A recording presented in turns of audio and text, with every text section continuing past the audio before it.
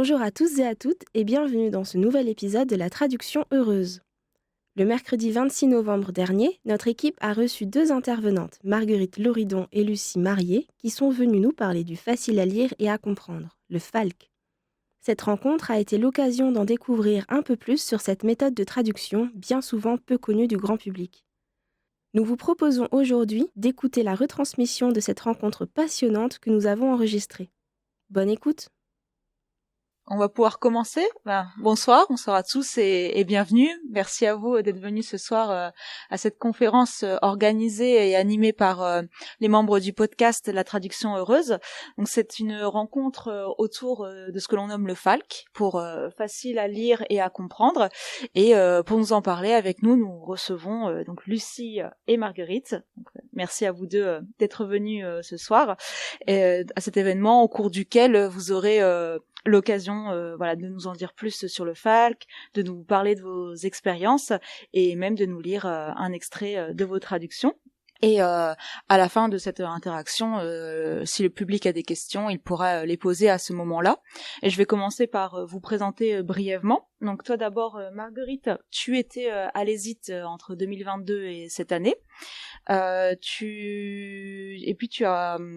C'était lors du salon du livre jeunesse que tu as rencontré la directrice de Kilema Édition, Cécile Arnoux, et c'est en faisant ton stage là-bas l'année dernière que d'une part tu y rencontres Lucie, et d'autre part tu découvres le FALC, et la mission qui t'était confiée à ce moment-là, c'était de retravailler la traduction d'Orgueil et préjugés faite par Faustella Misley. Et de ton côté, Lucie, donc tu as d'abord fait une prépa avec une spécialité anglais où tu as fait de la traduction et tu as enchaîné avec un master d'édition. Et alors que tu es en stage chez les imprimeurs, tu te familiarises avec les enjeux d'accessibilité, tu entends parler du FALC et de Kilema Édition également, que tu rejoindras plus tard pour y faire ton alternance avec pour objectif de faire ton projet de fin d'études, qui est donc de traduire une BD en FALC. Et pour ça, tu organises un groupe de travail, une coédition, avec les éditions Ça et Là, ce qui t'amène à traduire les oiseaux de papier, avant d'en réaliser le processus éditorial aux côtés de tes coéquipières de Falcabule pendant ta deuxième année d'alternance chez Delcourt. Et voilà, aujourd'hui, tu travailles dans une librairie indépendante et tu aimerais à l'avenir revenir à l'édition. Voilà. Et je laisse la parole à Théo. Oui, alors déjà bonjour. Pour planter un petit peu le décor de cette rencontre, je vais vous poser une première question. Est-ce que vous pourriez nous en dire un petit peu plus sur le FALC, donc en quoi ça consiste, à qui ça s'adresse, et quelles sont les conditions pour qu'un texte soit considéré comme écrit en FALC? Donc le FALC, comme l'a expliqué Linka, c'est le facile à lire et à comprendre. Pour expliquer brièvement, c'est une version du français qui va être, pour ainsi dire, simplifiée ou adaptée plutôt pour un public spécifique. Donc à l'origine, c'est pour des personnes qui ont des troubles du développement intellectuel, comme par exemple la trisomie 21 ou des troubles de la mémoire, etc. Et donc c'est une version du français qui va utiliser des règles et des techniques pour que tout soit le plus limpide possible pour ces personnes-là, que l'accès à la lecture soit rendu à des personnes qui, pour l'instant, sont un peu obligées de lire, enfin en tout cas avant Kilema, étaient un peu obligées de lire des livres adaptés à des enfants, en fait, alors que ce sont des personnes adultes. Donc le FALC aussi, ça sert dans le médico-social aujourd'hui, depuis un moment déjà, pour les documents administratifs, etc. Et en fait, Kilema a voulu utiliser ce FALC pour la littérature, pour l'accessibilité de la lecture pour tous. Avant de parler des règles du FALC, maintenant on sait un petit peu plus ce que c'est, je vais vous proposer d'écouter un extrait d'un texte écrit en FALC.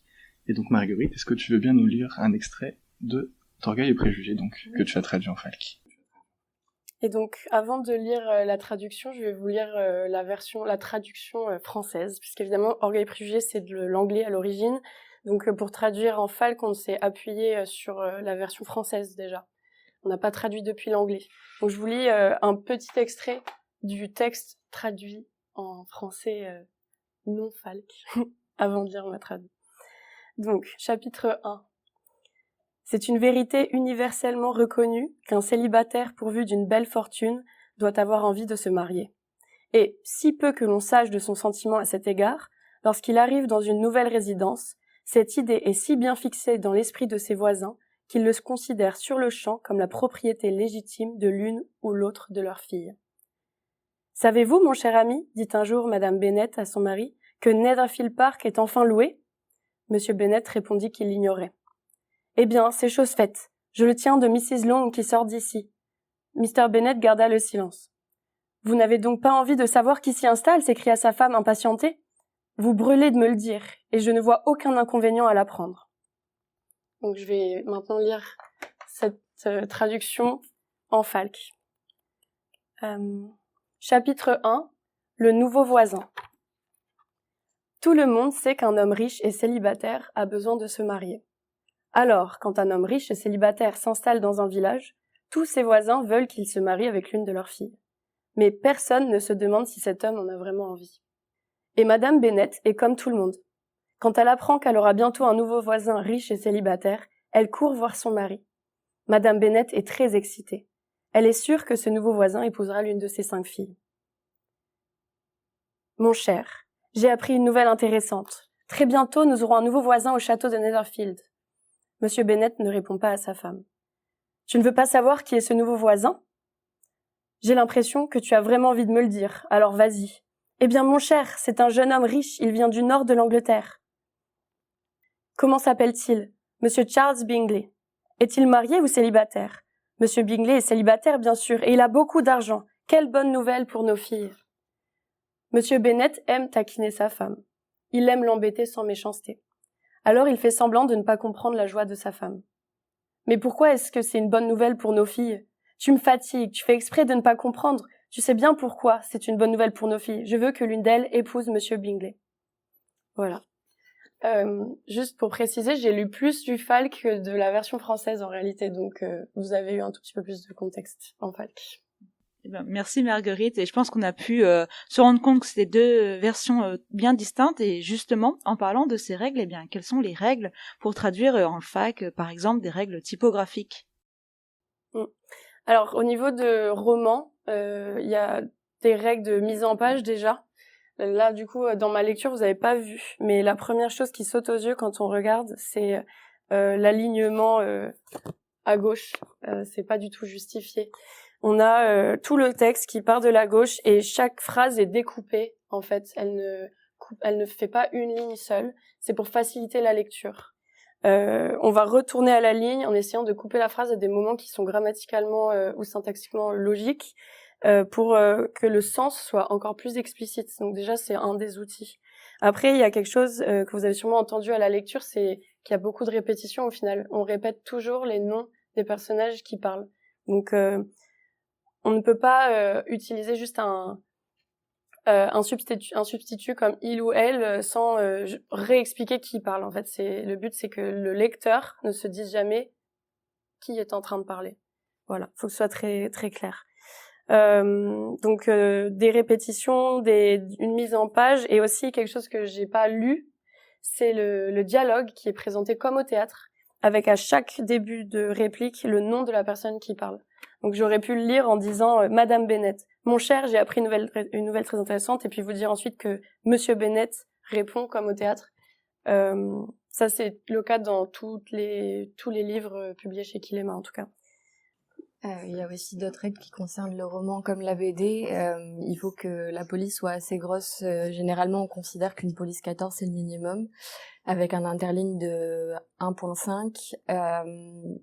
Il faut aussi qu'on ait du texte défini sur tous les mots compliqués et que la maquette atteste de cette définition par une autre couleur. Donc, chez Kilema, comme pour Falcabule, puisqu'on a suivi un peu la charte graphique de Kilema, on a choisi de mettre du gris, surtout pour obliger l'impression en noir et blanc en termes de budget.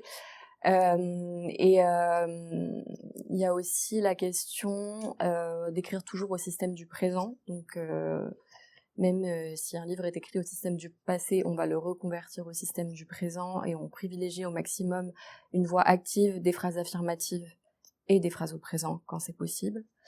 Et enfin, pour ce qui est de la BD, qu'il a fallu ajouter, on a dû créer des règles en fait au Falk qui sont pas officielles, mais comme la BD c'est un art séquentiel qui joue sur l'ellipse et l'implicite du temps qui passe, il a fallu qu'on explique qu'est-ce qui se passe dans chaque image, comment on hiérarchise une information, quelle est l'information principale dans l'image, qu'est-ce qu'on vient d'écrire en dessous de chaque case, ou en tout cas des cases qui ont besoin d'être explicitées.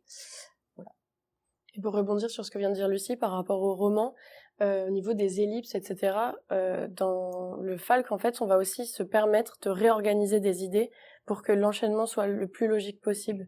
Donc, par exemple, par rapport à un texte source qui va donner, je sais pas, les infos comme ABC, mais qui est parfaitement clair pour nous, je veux dire, lecteurs neurotypiques, j'ai envie de dire, on va en Falk se permettre de faire peut-être CBA ou ACB, enfin peu importe, mais parce que ça nous sert dans la compréhension et la logique en fait. Ouais, on essaye d'avoir une temporalité qui est la plus linéaire possible pour éviter un maximum d'ellipses, mais aussi un maximum d'aller-retour. Ce qui n'a pas pu être fait dans la BD parce qu'il fallait respecter le découpage au maximum, et il y a pas mal de retours dans le temps, mais dans ce cas, quand c'est pas possible de l'éviter, il faut l'expliciter au maximum et le plus clairement possible. Donc nous, c'était au début de chaque chapitre, on replaçait le contexte spatio-temporel.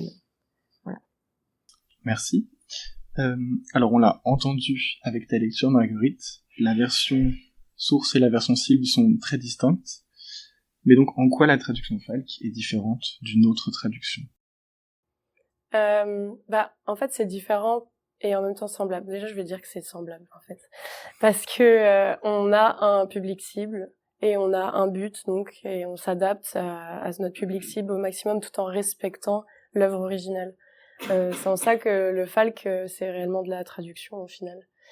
Contrairement à ce qu'on peut entendre parfois. Mais je crois que je devance un petit peu les thématiques.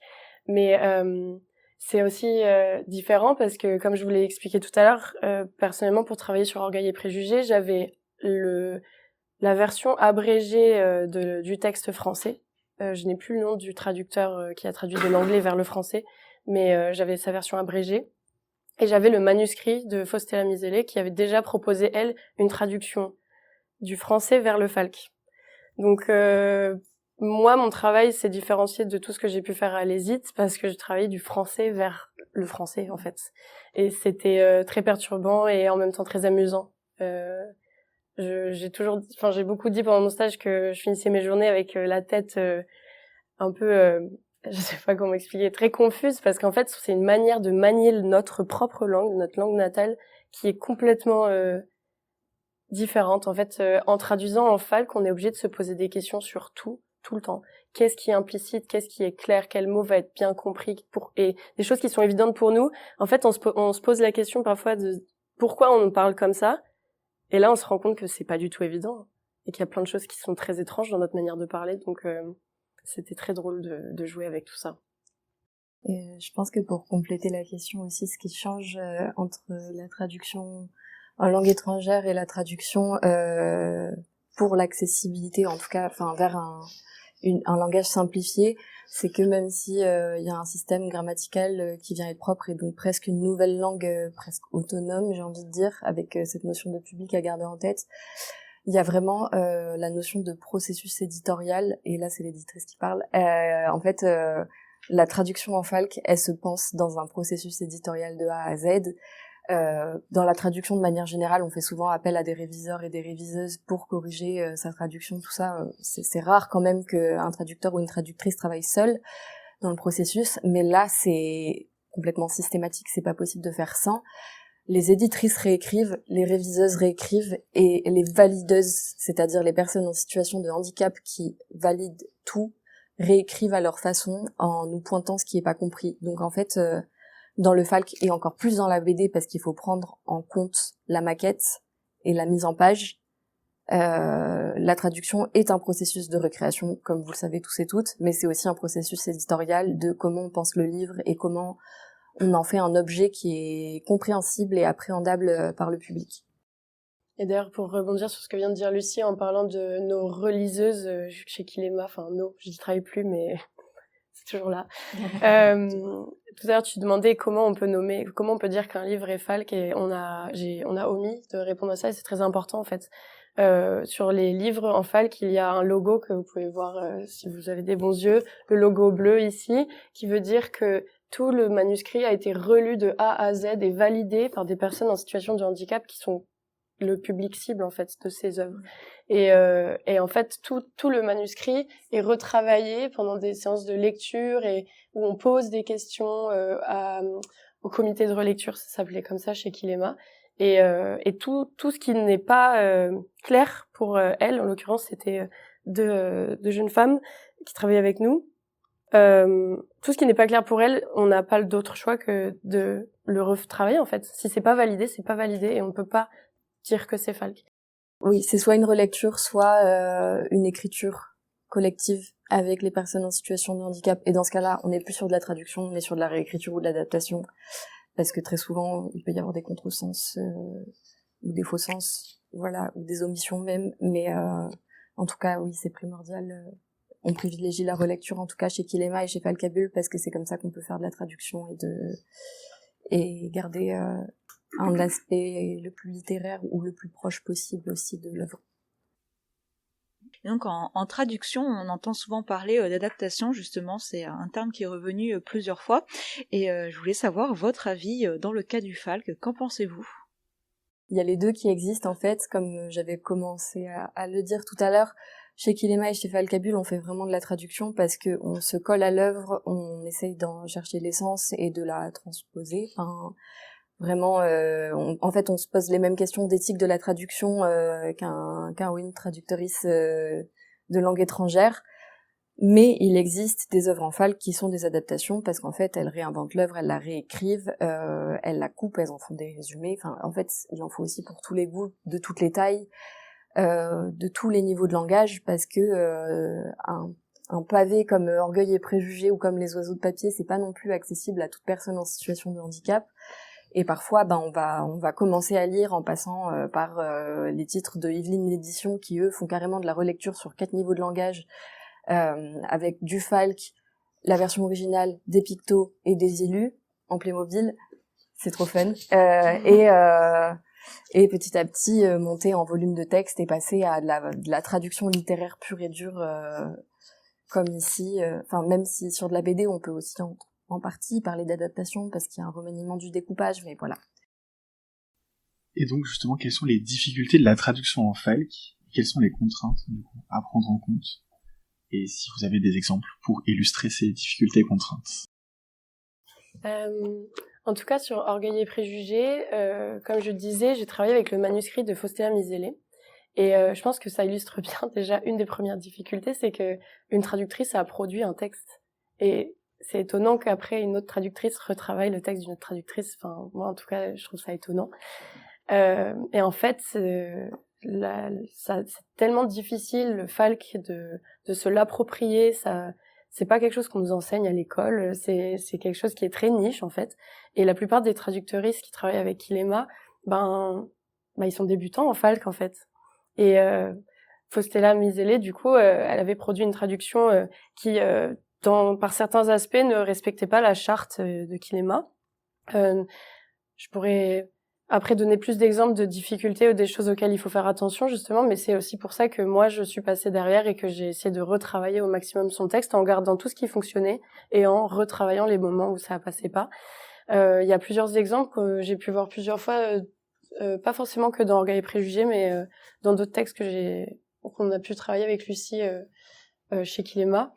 C'est notamment le problème de l'infantilisation, en fait, parce que on essaye de simplifier un texte qui est une œuvre littéraire complexe et avec des tournures de phrases étranges, enfin voilà quoi, du littéraire, et à vouloir le rendre accessible, parfois sans faire exprès, on peut vraiment avoir un ton infantilisant, simplifié à outrance, et c'est difficile en fait de trouver cet équilibre entre je simplifie pour que ce soit accessible et je prends mon public cible pour un idiot, en fait. Et on n'est pas là pour ça. Au contraire, on essaye de leur offrir un accès à quelque chose enfin bref, auquel ils ont pas le accès. plus complexe possible Ouais, et voilà. le plus proche de la complexité, de la polysémie aussi d'une œuvre et de son sens.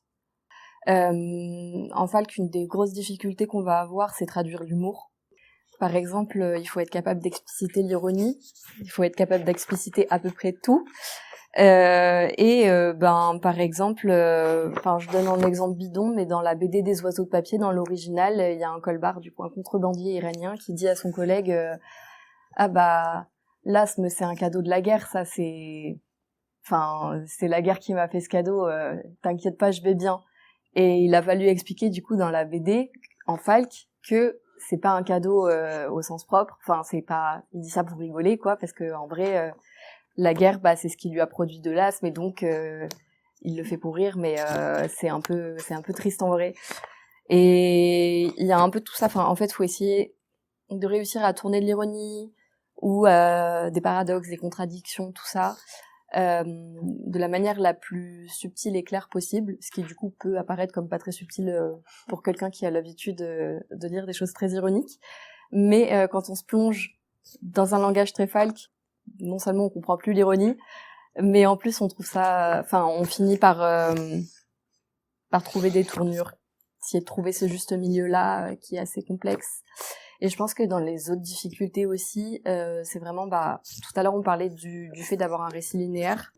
C'est quasiment impossible dans la plupart des œuvres parce que les œuvres littéraires sont très rarement tout à fait linéaires, et il faut réussir à expliciter ce temps qui passe, quels sont les revirements de situation, notamment dans des romans policiers ou des BD avec une chute. Il faut être capable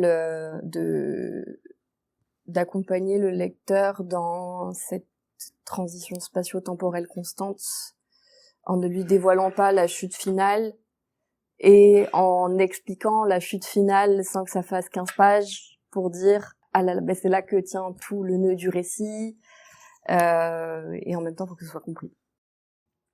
Pour rebondir sur tout ça, clairement dans Orgueil et Préjugés, je pense que ce qui est très intéressant dans cette œuvre, c'est justement l'ironie de Jane Austen, et ça c'était, je pense, dans l'extrait que j'ai lu, je crois qu'à un moment donné j'ai expliqué que Monsieur Bennet aime taquiner sa femme. Ça c'est absolument pas expliqué dans l'œuvre originale. En fait, c'est très implicite, ces petites piques, etc. À un moment donné, il dit à sa femme, tu devrais pas aller au château de Netherfield pour rencontrer ce nouveau voisin riche, parce qu'il va tellement être séduit par ta beauté que c'est toi qui vas vouloir épouser et non pas une de tes 5 filles. Mais ça, c'est notre lectorat, il lit ça, il se dit ah oui, elle est très très belle Madame Bennet, alors que non, pas tellement. C'est ça le truc dans ce passage. Donc dans la traduction, on va dire Monsieur Bennet se moque de sa femme, ou en tout cas plutôt il taquine sa femme, c'est le mot qu'on a utilisé, parce que c'est aussi une autre contrainte du Falk, c'est que on évite les synonymes. Si on définit quelque chose par un mot, c'est ce mot-là qu'on va utiliser tout le long du texte. Donc il y a des répétitions, ça peut sembler redondant pour nous, mais c'est ça qui permet d'avoir une continuité dans la compréhension en fait. Donc voilà, ça c'était un enjeu d'Orgueil et Préjugés et de beaucoup d'œuvres en fait traduites par Kilema et Falcabu. Alors tout à l'heure nous avons entendu un extrait d'Orgueil et Préjugés par Marguerite. Est-ce que toi aussi, Lucie, maintenant tu veux bien nous lire un extrait des Oiseaux de papier, s'il te plaît? Ok, j'accepte. Alors, pour les oiseaux de papier, à l'intérieur, il y a une retranscription d'un des poèmes de Charco Bécasse, qui est un grand poète iranien. Et Manon Neyestani, l'auteur de cette BD, a choisi d'en partager un dont il n'a pas partagé le titre, mais que je vais vous lire. En tout cas, je vais vous en lire le début d'abord dans l'original. Je ne sais pas qui me possède, quel dieu, quel diable, je ne sais pas qui me soutient. Ni le ciel vole à mon secours, ni le monde, ni la loi, ni les cloches de l'église, ni le minaret de la mosquée. Je ne sais sur qui ni sur quoi prêter serment. Je ne sais qui serait mon refuge. Je suis une montagne sans serment, mon serment est fumée, ma parole cendre. Mon cri, le sang des victimes, tout chemin est pour moi une impasse. Et une des grosses difficultés du Falk, c'est qu'on se dit toujours, la poésie c'est pas traduisible parce que c'est bourré d'images et donc d'implicites ou de sauts sémantiques.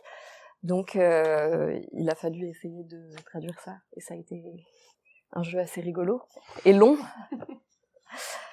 Donc comme pour Kilema, on met la voix de la narratrice avec son prénom puisque c'est un personnage de la BD, ça apparaît aussi comme au théâtre. Je ne sais pas qui décide à ma place, quel dieu ou quel diable. Je ne sais pas qui vit dans mon corps, quel dieu ou quel diable. Mais ce dieu ou ce diable ne vient pas m'aider. Le monde ne vient pas, la loi ne vient pas. La religion chrétienne ne vient pas, la religion musulmane ne vient pas. Je ne sais pas à quel dieu ou à quel diable faire des prières, je ne sais pas en quel dieu ou en quel diable croire, je ne sais pas quel dieu ou quel diable me protège et m'aide à vivre. Je suis une montagne sans prière, ma prière est comme de la fumée, mes mots sont comme des cendres, mon cri est comme le sang des gens morts à la guerre, tous les chemins ne m'emmènent nulle part. Si je peux encore changer de pays, je pars. S'il y a encore du feu sur terre, je brûle. Si l'eau existe encore, je coule. S'il y a encore des armes, je meurs pour sauver d'autres vies. Si les pays existent encore, je suis sans pays. Merci Lucie. Eh bien, vous avez toutes les deux travaillé sur des genres différents, d'une part un roman et de l'autre une BD. Est-ce que votre approche a été la même? Et si ce n'est pas le cas, sinon en quoi était-elle différente? Oui, effectivement, du coup, l'approche différente en BD, c'est comme je le disais tout à l'heure, c'est qu'il faut penser la traduction dans un processus éditorial et collectif, mais ça c'est aussi le cas dans le roman. En fait, il n'y a pas que le traducteur tout seul, c'est toujours retraduit par l'éditrice, par la réviseuse et par les validatrices, comme on l'a dit. Dans la BD, il faut penser le texte par rapport à l'image constamment, même si dans l'original, l'image ne correspond pas forcément au texte. Ils peuvent être totalement indépendants. Il y aura toujours un sens qui sera caché, enfin ça peut être implicite, mais en tout cas il faut le rendre verbalement explicite dans une traduction en falque.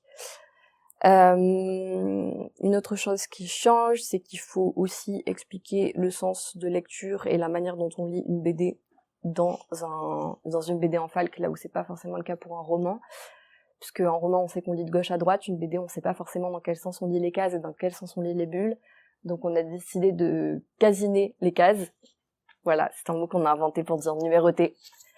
Et on n'a pas pu numéroter les bulles parce qu'on n'en avait pas la place, et que ça aurait mis trop d'infos aussi, donc ça aurait entravé plus la lecture qu'autre chose. Mais dans l'idéal, il aurait peut-être fallu, parce que normalement une BD, la convention, c'est qu'on lit d'abord du haut vers le bas et de la droite vers la gauche, de la gauche vers la droite, pardon.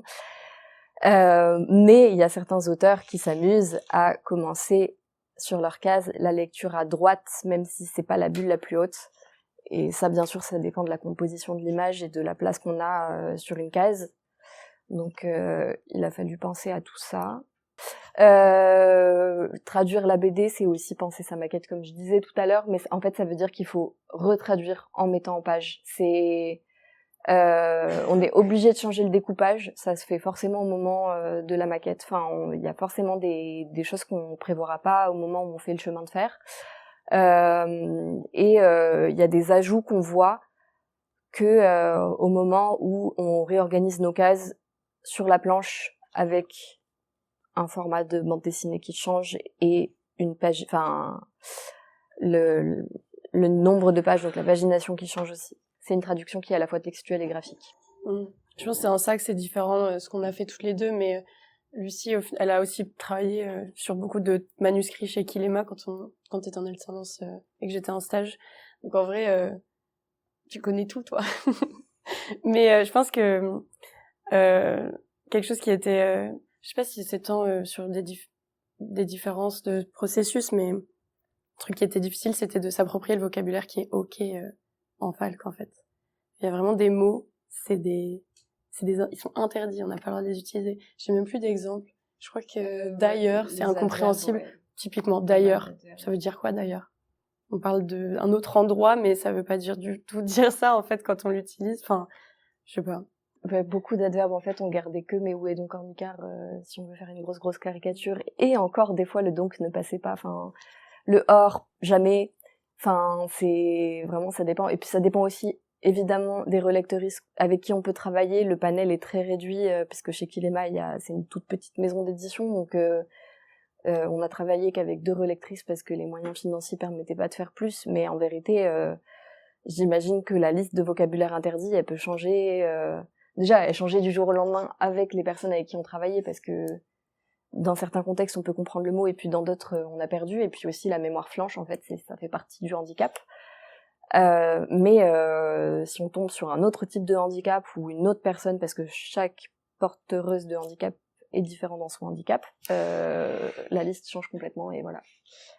Enfin, par exemple, Laura, notre lectrice porteuse de trisomie, elle comprenait des mots hyper compliqués qu'elle employait tout le temps et que nous, on n'employait jamais d'ailleurs. Enfin, et voilà, qui met à côté des mots simples qu'elle ne comprenait pas. Et ça, ça dépend vraiment des gens, quoi. Il y en a d'autres qui ne les auraient pas compris. Si je peux me permettre de poser une dernière question, est-ce que vous pensez que vos parcours respectifs ont influencé votre manière de traduire en FALC ? Je traduis pas en tant que traductrice, je traduis en tant qu'éditrice. Enfin, chez Kilema, j'ai jamais fait de traduction, j'ai fait que de la révision, ce qui incombe souvent aux éditrices, en tout cas aux assistants. Donc corriger une trad. Et c'est comme ça que je me suis vraiment familiarisée avec le FALC, c'est en corrigeant des traductions de d'autres personnes. Et du coup, en traduisant cette BD, j'étais plus dans la peau d'une éditrice, enfin ce que j'ai appris à être, plutôt qu'une traductrice où j'ai pas forcément vraiment fait d'études pour l'être. Et du coup, en fait, comme je le disais tout à l'heure, encore une fois, et c'est peut-être aussi pour ça que j'ai dit que la traduction FALC se pensait dans le contexte de la production éditoriale et de la création de l'objet libre en lui-même, c'est que personnellement j'ai traduit en tant qu'éditrice, donc comment je construis mon livre, comment j'accompagne mon auteur dans cette nouvelle version, même s'il n'y a pas participé directement, il fallait respecter son parcours à lui, son parcours d'écriture, son parcours d'artiste et de dessinateur, et comment on traduit ça pour que formellement, enfin graphiquement, en termes de fabrication, ça reste un objet qui est vendable, qui est portable, qu'on peut prendre en main, parce que c'est gros, c'est grand, voilà, c'est pas facile à porter parfois. Il aurait pu faire 300 pages, au final il en fait 211. Donc voilà, c'est un peu tout ça en fait. Je pense que en même temps que en tant qu'éditrice, j'ai dû créer la charte, enfin adapter celle de Kilema à nos besoins. J'ai dû aussi réviser ma propre traduction, ce qui est déontologiquement pas très correct. Voilà, mais il a fallu le faire parce qu'on manquait juste... on était 3 et j'étais la seule formée au FALC et mes autres collègues avaient déjà beaucoup de travail sur ce projet. Donc, mais en tant qu'éditrice, j'ai encore plus envie de dire que le FALC, c'est de la traduction collective. Et donc, pour moi, c'est aussi une façon d'harmoniser une équipe dans le but de simplifier et de respecter au maximum les besoins de son public tout en respectant l'œuvre. Et personnellement, du coup, pour Orgueil et Préjugés et d'autres textes que j'ai pu réviser pendant le stage, moi j'ai fait une prépa littéraire aussi, d'ailleurs la même que Lucie, mais on le savait pas, on s'en est rendu compte pendant le stage et l'alternance. Et du coup, en prépa littéraire, on fait plus de la traduction littéraire. Clairement, on n'a pas fait du tout du pragmatique comme on fait ici à l'ESIT. Et je pense que ce stage comme j'ai fait une prépa littéraire et que j'ai toujours fait du littéraire avant, c'était un peu la ligne, c'était la continuité finalement de travailler pour Kilema et de traduire du littéraire. Donc j'avais un peu cet angle-là de respecter l'œuvre d'origine. En plus, Orgueil et Préjugés, moi, quand on m'a dit que j'allais travailler là-dessus, je me suis dit, mais quel plaisir! J'étais tellement contente. Pour traduire ce livre, j'ai re-regardé tous les films. C'était ma petite excuse. Enfin, la série BBC et le film. Et en plus de ça, en vrai, c'était intéressant parce que je regardais certaines scènes de comment elles avaient été mises en scène dans les films et la série, et ça m'aidait à traduire. Je trouvais ça marrant. Je me disais, ok, c'est ça qui se passe, en fait. Tout en regardant, bien sûr, le texte source. Donc, en fait, c'était un peu une manière de traduire comme on l'apprend à l'ESIT et de se redécouvrir aussi en tant que traductrice, j'imagine, de trouver d'autres moyens, parce que c'est très spécifique quand même comme type de texte, un livre FALC. Et ça demande une gymnastique intellectuelle qui est proche de la traduction. Moi je vois ça un peu comme un puzzle on a des mots dans un sens et on essaye de les remettre bien dans l'autre pour que ça fasse un beau puzzle en français. Et en Falc, c'est pareil, mais dans tellement d'autres aspects, l'aspect logique de la réorganisation des événements, où là, on trahit un petit peu l'œuvre originale, mais en fait, on essaye de pas la trahir quand même. Ça a demandé des efforts que j'avais jamais fait avant. Et ouais, donc ça répond pas exactement à ta question, je crois, mais C'était très bien, non, merci pour vos réponses, c'était très complet et voilà, déjà nous arrivons à la fin déjà de cette rencontre et donc nous allons pouvoir passer aux questions du public si vous en avez. On va vous passer les micros pour vous entendre mieux.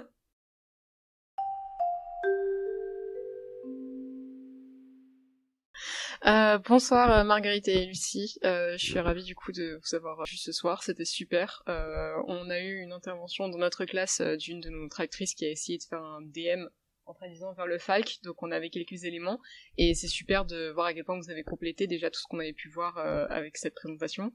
J'ai quelques questions du coup assez spécifiques sur vos présentations. Vous avez dit que du coup il fallait retraduire à chaque fois en comprenant que ça ne fonctionnait pas avec le public cible. Donc vous avez eu beaucoup de réunions avec des personnes faisant partie, c'était quoi? C'était du comité de relecture? Vous en avez eu souvent? En fait, ça fonctionnait comme ça. Tous les matins de 9h à midi, on était avec Laura ou Marine qui font partie... Marine était souvent indépendante en fait. Oui, Marine, elle travaillait de son côté. Donc en fait, on était avec Laura. Et dans la maison d'édition, à ce moment-là, on était 4 ou 5, je crois, à gérer ça. Et on s'alternait chacune une matinée. On travaillait avec Laura. Et en binôme, on relisait le manuscrit. Et Laura nous disait ah là, ça coince, ça veut dire quoi ça? Et puis nous aussi, on essayait de poser des questions pour mettre en évidence des choses qui pouvaient pas être claires en s'assurant est-ce que Laura, ça c'est clair pour toi ou pas? Comment tu comprends cette phrase et voir que en fait peut-être c'était pas du tout compris comme on l'entendait, comme on avait envie que ce soit compris. Et donc là on travaillait de manière très pragmatique sur un Google Doc, on mettait des commentaires, ça c'est pas clair, on essayait de mettre des solutions en parlant avec Laura en se disant est-ce que si j'avais dit ça comme ça ça serait clair ou pas, et voilà en gros. Donc en fait c'est tout le temps, elle travaille tout le temps avec nous, Laura, donc c'est un travail continu sur des textes différents. Évidemment, Orgueil et Préjugés, pour parler de ça, quand moi j'étais sur le manuscrit, Laura, ce manuscrit-là, l'a relu, mais bien après mon départ. Il y a un temps à chaque fois de latence entre le travail d'écriture, évidemment, et le moment où c'est relu. Il y a un travail édito entre-temps où on fait la prépa de copie, on harmonise, on corrige les fautes. Une faute d'orthographe en plein milieu, parfois c'est pas remarqué, mais parfois ça fait carrément contresens. Et puis, globalement, oui, enlever toutes les petites erreurs de traduction. Enfin, on fait une pré-révision, en fait. Et on envoie à la réviseuse, aussi. Et le plus souvent, les problèmes de traduction que vous rencontriez, c'était des problèmes auxquels vous vous attendiez, ou c'était des surprises totales? Ouais, globalement, c'est toujours les mêmes mots. Les passages où on savait que ça allait coincer parce que c'était complexe. Après, tous les jours, il y avait quand même des surprises, évidemment. En fait, concrètement, à 9h, on est avec Laura, et nous, on a le même manuscrit qu'elle. Et pendant qu'elle le lit dans son coin, nous, on le relit aussi. Et on commence à déjà mettre des commentaires en se disant ah tiens, ça, je vais lui poser une question là-dessus, ou ah, ce mot-là, c'est sûr, ça va pas passer. Donc il y a des choses qu'on corrigeait nous-mêmes parce qu'on sait très bien. J'ai oublié des mots qui passaient jamais. Bon, par exemple, si un endroit et un lieu. Ben, endroit, ça ne passait jamais. Donc on n'utilisait que le mot lieu. C'était le seul mot qu'on pouvait utiliser auprès de Laura, en tout cas, parce que comme l'a dit Lucie, il y a plein de types. Par exemple, pour la façon et la manière, Laura elle comprenait que façon, mais Marine a préféré manière. Et du coup, Marine comprenait quand même à peu près façon, donc on privilégiait façon parce que Laura comprenait vraiment pas manière. Mais parfois la gymnastique elle est absurde aussi parce que en fait c'est des difficultés qui peuvent relever tellement de l'individualité qu'on peut pas tendre à une compréhension parfaite, c'est impossible.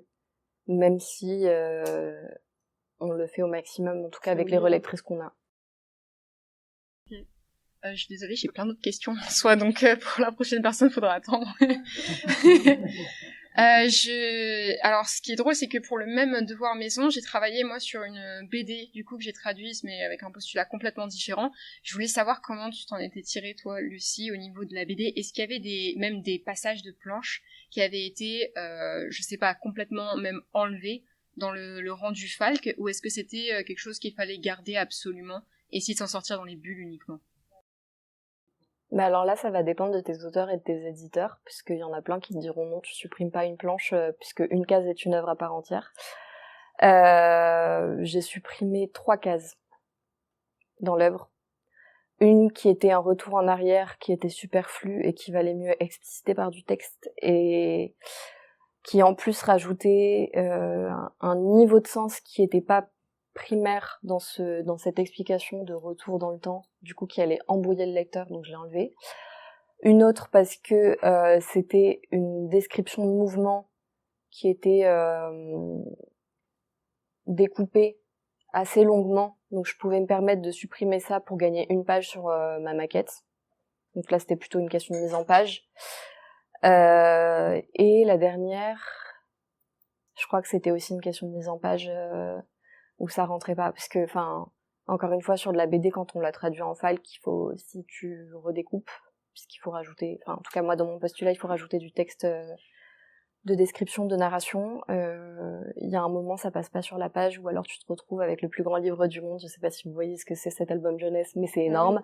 Et un enfant ne peut pas porter ça, ni le tenir dans ses mains. Et ben, c'est pareil pour un lecteur adulte. Il y a des limites physiques à ce qu'on peut lire. Et aussi des livres qui font peur parce qu'ils sont trop gros, donc on s'est aussi limité par rapport à ça.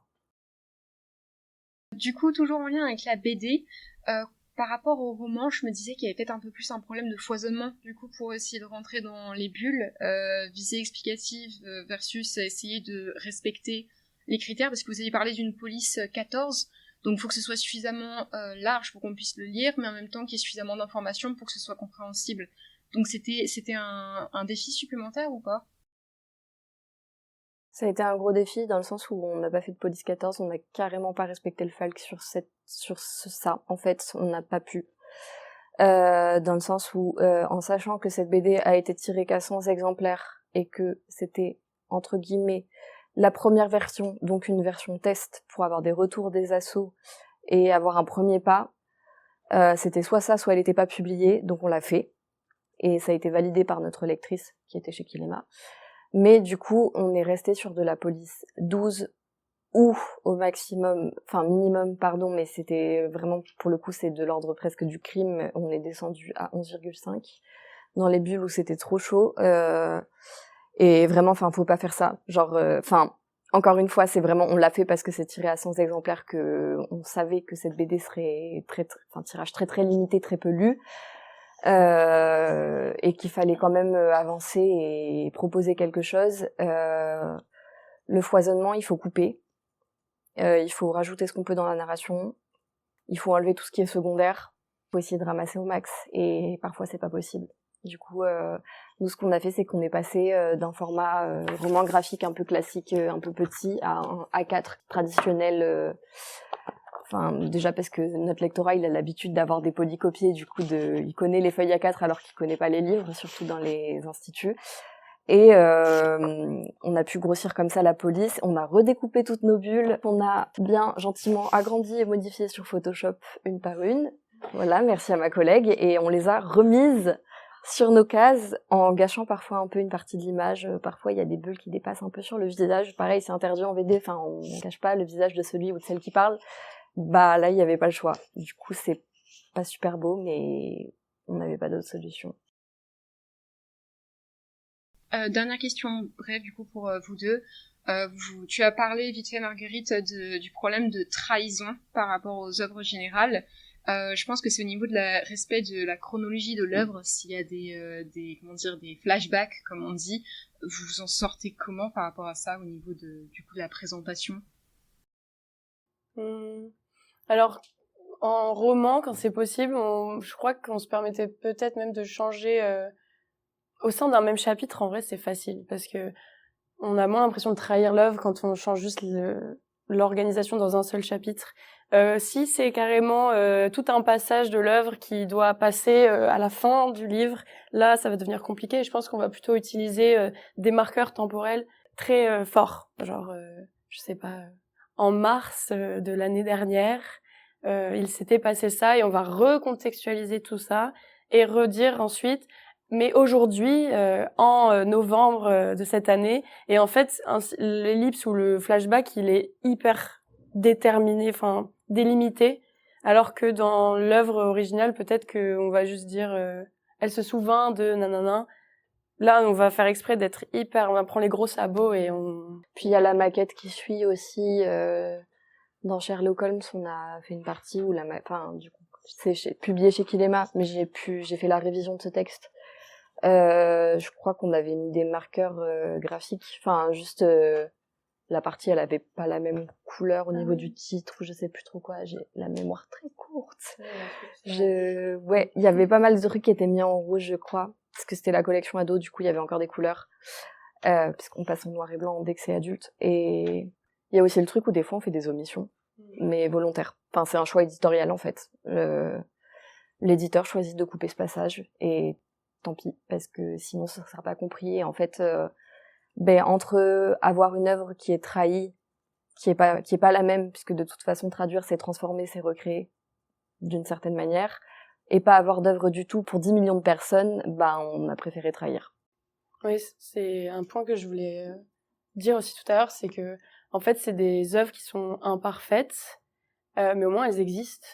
Et je pense que c'est souvent un point dont Cécile Arnoux parle beaucoup, ou même Mathilde, qui est éditrice chez Kilema. Souvent, elles font des rencontres, etc. Et on leur pose cette question de « Oui, mais votre texte, il s'adapte pas à tous les handicaps, etc. » En fait... Oui, il s'adapte pas à tout, mais en fait, chacun est différent. Et puis le FALC, c'est la seule méthode qui englobe autant de handicaps, contrairement au syllabaire, qui est adapté qu'à certains types de troubles 10 et même pas à toutes les dyslexies, enfin pas à tous les dyslexiques en tout cas, puisque ça change pas le fond et que parfois quand on n'a pas lu et qu'on arrive sur un texte trop compliqué, le syllabaire ne suffit pas. Enfin bref, effectivement, je digresse un peu, mais ouais, je digresse de fou, mais parce que en salon et tout, ce genre de discours, je l'ai eu je sais pas combien de fois et mais une traduction n'est jamais parfaite et une publication n'est jamais parfaite. Aucun auteur ne sort une œuvre parfaite. Je trouve ça une très belle conclusion. Ma dernière question, c'est justement, est-ce que vous verriez du coup continuer à travailler sur du Falk, à traduire vers le Falk plus tard, et si vous avez même des projets déjà actuellement? Si ça se présente, on continuera. Enfin, moi après mon stage, j'avais fait une mission en indépendante pour Kilema. J'avais fait pas une traduction, mais j'avais fait de la révision d'un titre. Je sais pas si je peux le dire. Il est pas paru encore. Ah si, il est paru, je sais plus. Bon. Bref, un super bouquin. Franchement, j'étais trop contente quand elle me l'a proposé parce que j'adore ce livre. Et après, elle m'a dit, fais la révision. Et je me suis dit, mais c'est génial, mais qu'est-ce que je vais pleurer, voilà. Suspense. J'ai fait que pleurer pendant la révision parce que c'est un livre très émouvant. Et après, là, en ce moment, en fait, Kilema, ils essayent de créer ils sont en train de créer un tiers-lieu, librairie, lieu de vie, où que des personnes en situation de handicap travailleront. Des personnes non handies aussi, le but c'est de mélanger tout le monde et de créer un espace où les personnes handies peuvent justement côtoyer des personnes non handies et inversement parce qu'il faut nous sensibiliser beaucoup et voilà. Enfin, ouais. Et puis il faut aussi, quand on est porteuse de trisomie et qu'on travaille dans une librairie, il nous faut de l'accompagnement aussi par moment et la possibilité d'avoir une personne valide qui arrive pour te remplacer si t'as besoin d'une pause. Enfin, juste, s'adapter aussi aux besoins et à la capacité de travail qui parfois correspond pas à celle du productivisme capitaliste actuel. Et du coup, pour finir sur ça, comme il y a ce projet de tiers-lieu, les productions de Kilema en termes de livres sont un petit peu ralenties. Donc pour l'instant, il y a déjà, je crois, 19 ou 20 livres maintenant. En tout cas, quand j'étais en stage là-bas, ils en avaient fait, ça existait depuis 2 ans, la maison d'édition, et ils étaient à 19 livres parus. Donc il y a quand même une grosse production éditoriale dans cette maison d'édition. Mais hâte de la suite des prochains projets avec Kilema. C'est cool de travailler avec eux. Elle, d'ailleurs. Travailler avec elle. Merci beaucoup d'avoir répondu à mes questions. Merci à toi. Il y aura peut-être aussi d'autres BD avec ça et là, un jour ou l'autre, mais pas tout de suite. Les éditeurs indépendants sont des éditeurs précaires.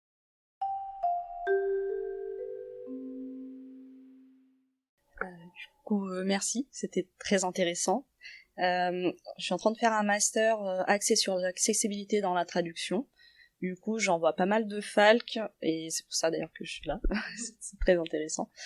Et en fait, j'ai une question que je sais pas si vous allez avoir la réponse, mais au moins je jette ma bouteille. Est-ce que le Falk, le public cible pourrait être peut-être un public non francophone? Oui, complètement. Oui. On disait que le public, à la base, le Falk, ça a été créé pour les personnes qui sont en situation de handicap intellectuel, mais ça comprend aussi des personnes qui ont des handicaps cognitifs. Ça comprend les personnes allophones parce que c'est un langage simplifié, donc c'est une entrée dans la littérature sans passer par la jeunesse quand on a 45 ans. Ça fonctionne aussi pour les personnes vieillissantes et qui vont perdre le langage, qui vont perdre la mémoire.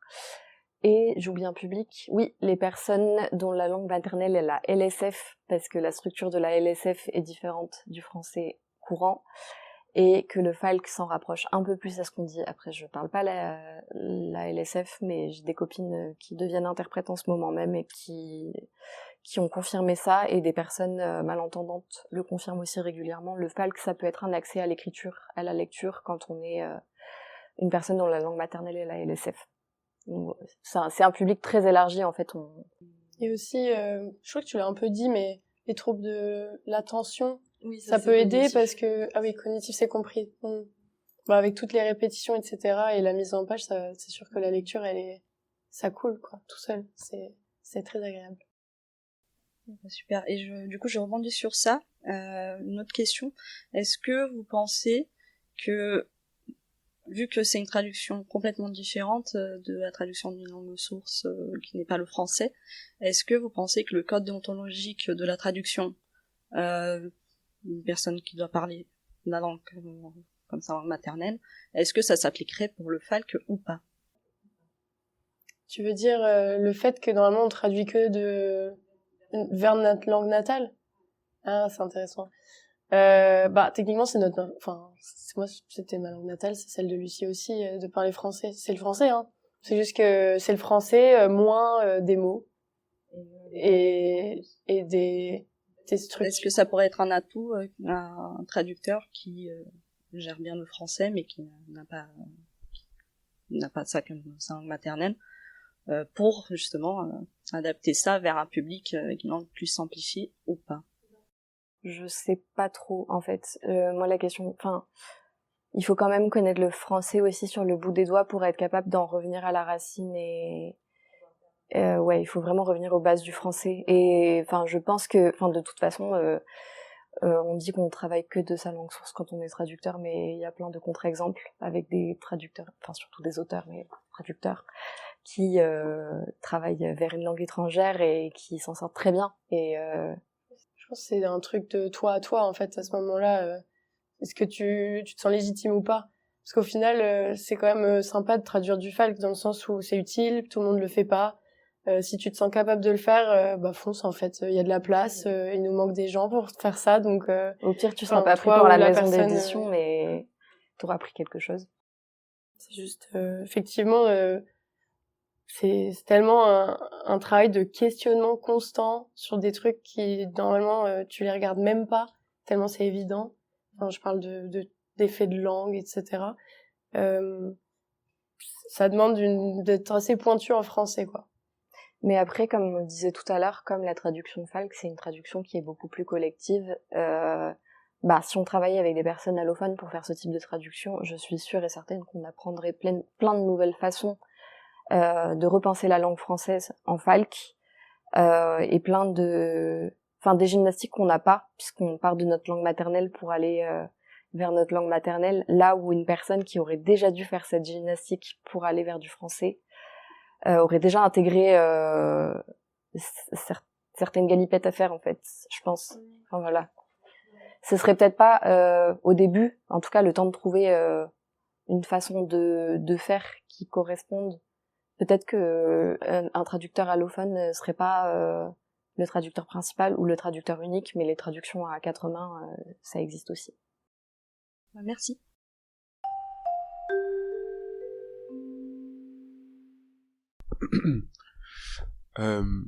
Moi, j'ai aussi 2 questions. La première, c'est tout à l'heure, Marguerite, t'as dit que en travaillant sur le bouquin dont tu ne peux pas donner le nom, que t'avais été très émue. Et justement, ça m'a rendu curieux. Est-ce que vous avez fait l'expérience de, par exemple, travailler sur un livre avant de le traduire en falque et de le relire après l'avoir traduit? Et est-ce que dans ce cas-là, vous aviez à peu près les mêmes sensations? Est-ce que vous retrouviez l'expérience un peu initiale? Et enfin, c'était comment ce processus? Je veux bien répondre à un truc. Parce qu'à la base, j'ai pas un niveau de langage très élevé. Je viens d'une famille assez populaire qui ne lit pas. Donc, il y a plein de livres chez Kilema quand je lisais la VO, enfin la version française. Comme Cyrano de Bergerac, je comprenais que dalle et pourtant je suis dans l'édition. Du coup, la version Falk, elle me fait pleurer des larmes d'émotion que j'aurais pas eu avec l'original parce que j'aurais passé mon temps à me concentrer, à me dire alors là, qu'est-ce que ça veut dire cette structure grammaticale? Comment je fais pour m'en sortir en termes de sens? Voilà, c'est un problème que j'ai pas pour corriger des œuvres ou pour repasser derrière et tout, mais en tant qu'expérience de lectrice, du coup sans l'analyse et l'effort que ça demande, du coup il y a des trucs en falque qui sont beaucoup plus directs. Enfin, tout à l'heure je lisais le passage du poème. En vérité, la version que j'ai traduite, elle me fait beaucoup plus pleurer que la version originale. Non pas parce que l'original est mal traduit, pas du tout, hein, c'est juste qu'elle est plus compliquée. Et pareil, en roman, quand j'étais en stage chez Kilema, du coup, je travaillais, comme je disais, avec Laura le matin à faire de la révision. Et le livre, il est sorti, je crois, j'espère, je peux en parler. Petit pays de Gaël Faye. Ouais, merci. Du coup, moi, je l'ai jamais lu, ce roman, dans sa version originale. Et je travaillais avec Laura sur le Falk, mais j'étais au bout de ma vie. Enfin, vraiment. Alors, il faut savoir que je suis émotive, mais ça transmettait vraiment de l'émotion et d'une manière peut-être différente, mais au final, on le ressentait et Laura le ressentait aussi, et c'était assez fou. Et d'ailleurs, pour rebondir sur ce que tu disais sur Cyrano de Bergerac, moi, c'est mon œuvre préférée, je pense, du théâtre français, vraiment, et de Kilema finalement, parce que bref, j'adore cette œuvre. Et quand je suis arrivée en stage, j'ai vu qu'ils avaient traduit Cyrano de Bergerac en falque, et je me suis dit, oh là là, mon petit cœur de puriste n'aime pas du tout ce qui est en train de se passer sous mes yeux. Et j'ai lu Cyrano de Bergerac pour me familiariser, et j'étais vraiment impressionnée. C'est un texte incroyable en falque aussi. Et je suis tellement admirative de la traductrice Emma, dont j'ai oublié le nom de famille, ceci dit. Mais tout est disponible sur le site de Kilema Édition. En fait, c'est une traductrice géniale parce qu'elle en a fait. Enfin, c'est elle chez Kilema, c'est la première qui a fait de la poésie en falque. Et on pleure à chaque page. En fait, bon, du coup, toutes les meufs qui ont bossé chez Kilema, on est des boules d'émotion, mais on faisait que chialer. En fait, même la relectrice Laura, il y avait des séances de relecture où on prenait tout le temps 5 minutes de pause parce que Laura faisait que pleurer. On se retenait comme ça, en essayant de rester impassible et professionnelle. Non, mais bien sûr. Mais c'est juste que, Laura, elle comprenait, déjà, je vais pas comprendre le texte original, ou en tout cas, très peu de parties. Moi aussi. Du coup, voilà, quoi, j'ai pleuré quand j'ai lu la version falque. Voilà. Beaucoup d'émotions dans le falque. Okay, merci d'avoir répondu à la question. J'y pensais tout à l'heure parce que quand tu lisais effectivement le poème, je le trouvais touchant d'une manière complètement différente, mais tout aussi légitime. Et je me suis dit, en vrai, je me demande c'est quoi l'expérience pour vous qui travaillez sur les textes avant de les traduire. Ma deuxième question, c'est en fait quand je vous ai entendu parler du falque et justement se questionner sur les termes qu'on emploie, sur les choses qu'on considère comme des acquis.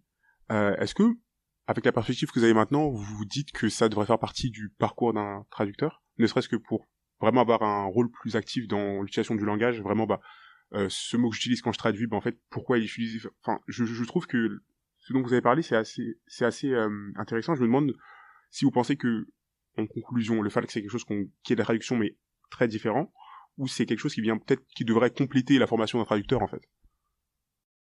Moi, j'ai envie de dire oui, carrément. c'est tellement intéressant de se questionner sur sa propre langue. On le fait déjà dans la traduction à l'hésite, mais là, ça te demande de creuser un niveau de compréhension et de pourquoi on parle comme ça et pourquoi ce mot il est logique là alors qu'il est. Enfin, en fait, toute la question de l'idiomaticité en Falk, elle est hyper présente et d'ailleurs parfois c'est un peu perturbant parce qu'on doit complètement la mettre de côté quand même. Parfois on dit des trucs qui sont pas très idiomatiques parce que c'est pas Falk d'être idiomatique en fait. Parfois c'est asyntaxique. Ouais, parfois c'est un peu perturbant en termes de langue française et de si on est des puristes quoi, c'est compliqué. Mais ouais, moi je pense que c'est une expérience qui est enrichissante. Après je dis pas qu'on doit forcément réfléchir exactement comme on réfléchit en Falk quand on traduit de langue internationale normale. J'aurais envie de parler d'un point de vue plus économique. En fait, à quoi ça servirait pour des traducteurs de faire ça quand dans le monde de l'édition, il n'y a pas de budget pour produire ce type d'œuvre. Ce type d'œuvre n'est pas viable, ça se vend pas assez, c'est pas soutenu par les pouvoirs publics. On peut pas en faire sans être à perte quand on est éditeur. Donc pourquoi un traducteur qui est déjà dans son métier précaire toute sa vie devrait passer des années à apprendre ce type de langage alors qu'aucun éditeur ne publiera ce type de traduction à moins de s'appeler Kilema Édition et d'autres assos, enfin tous les éditeurs atypiques font cet acte politique qui est d'éditer à perte.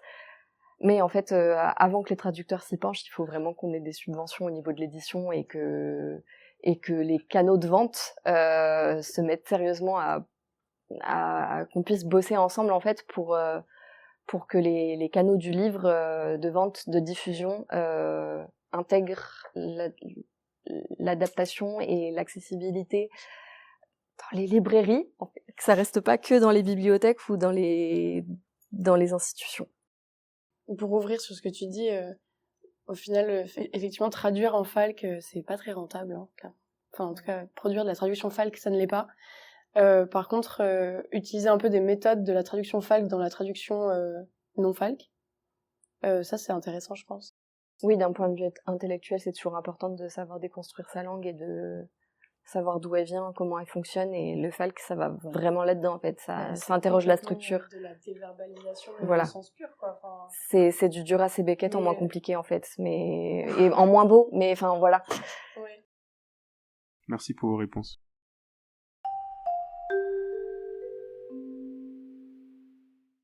Bonsoir. Je sais plus si t'en as parlé, Marguerite, mais du coup ma question c'est est-ce que lors de tes études à l'ESIT, tu avais entendu parler du Falk? Non, pas du tout. Moi j'ai connu le Falk parce que je suis allée au salon du livre jeunesse, vraiment pour l'anecdote. Hein. Je suis allée au salon du livre jeunesse de Montreuil. Je voulais une dédicace de Marie-Aude Muraille et j'étais arrivée trop tard sur le stand de Gallimard. Et là, il y a une dame, je sais plus comment elle s'appelait, elle travaillait à Kilema avant, je vous ai spoilé, qui me dit « Mais attends, ne pars pas, elle va venir sur notre stand là-haut et viens attendre avec nous sur notre stand de Kilema Édition. » Et du coup, j'ai attendu Marie-Aude Muraille avec Kilema et là, Kilema m'a tout expliqué de qui elles étaient, de ce qu'elles faisaient. Donc c'est vraiment un concours de circonstances qui a fait que j'ai connu cette maison d'édition et du coup le Falk. Et après, j'ai découvert que au-delà de cette maison d'édition, c'était déjà utilisé dans le médico-social, comme je le disais, mais dans une forme qui est pas la même, du coup, parce que c'est très pragmatique, c'est pas littéraire, le médico-social. Mais voilà. Non, par contre, après, j'en ai parlé à tout le monde à l'hésite. Ouais, je ne ferme jamais, pardon, je ne me tais jamais concernant le Falk. Les masters d'édition, on parle pas non plus forcément. Enfin, il y a très peu d'intervenantes qui connaissent les enjeux d'accessibilité et quand elles les connaissent, c'est plutôt les gros caractères et le syllabaire. Enfin, en fait, on va s'interroger sur la forme, aussi sur le numérique accessible, qui est un gros enjeu aujourd'hui avec la loi 2025, mais jamais sur le fond. Et puis de toute façon, en vrai, en termes de subvention, déjà que la forme, ça rame, le fond, on peut attendre. Mais du coup, oui, c'est un peu partout pareil. Il faut en parler tout le temps et réexpliquer, et c'est chouette. Je pense que tu peux expliquer ce que c'est la loi 2025. Ah, la loi 2025, c'est une loi qui est passée dans l'édition pour que tous les éditeurs qui ne sont pas dans l'illustré, donc ça concerne pas encore la BD, publient des versions accessibles pour les e-books. enfin pour tout ce qui est EPUB et tout, que ce soit navigable pour des personnes qui vont avoir des handicaps moteurs et sensoriels. Donc il faut qu'il y ait de l'audio description et je sais pas s'il y a le gros caractère dedans. Ça correspond aux normes CVAC, CG. Je vous enverrai mon mémoire. C'est la partie qu'a fait ma coéquipière. Mais en gros, c'est des normes européennes qui sont reconnues mondialement et c'est le... Pour le numérique. Pour le numérique, ouais. C'est les 3 A. C'est des échelles de A. Premier A, il y a que des normes formelles. Les 2A, il y a d'autres normes un peu plus compliquées qui intègrent aussi les normes du 1A et voilà. Les 3A, il y a le FALC dedans, mais voilà.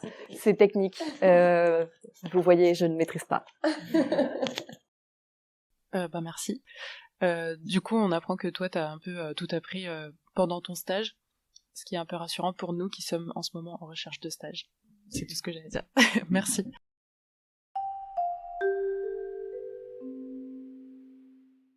Et bien, du coup, s'il n'y a plus de questions, on va pouvoir clôturer l'événement. Au nom de la traduction heureuse, je tenais à remercier Lucie et Marguerite.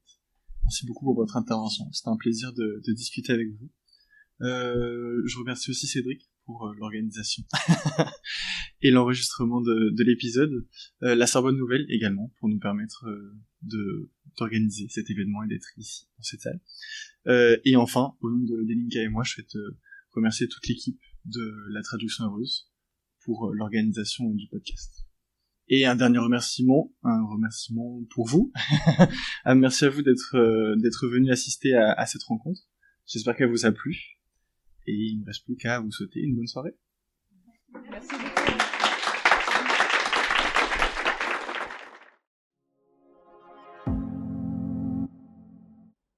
Voilà, c'est la fin de cet épisode. Un grand merci à Marguerite Loridon et Lucie Marié d'être venues nous parler du FALC à la Sorbonne Nouvelle et d'avoir accepté d'être enregistrées pour cet épisode. Merci aussi à Ilinka et Théo d'avoir mené l'échange et à toute l'équipe de la Traduction Heureuse pour l'organisation de la rencontre et son enregistrement. Enfin, merci à vous de nous avoir écoutés et à très vite pour un nouvel épisode de la Traduction Heureuse.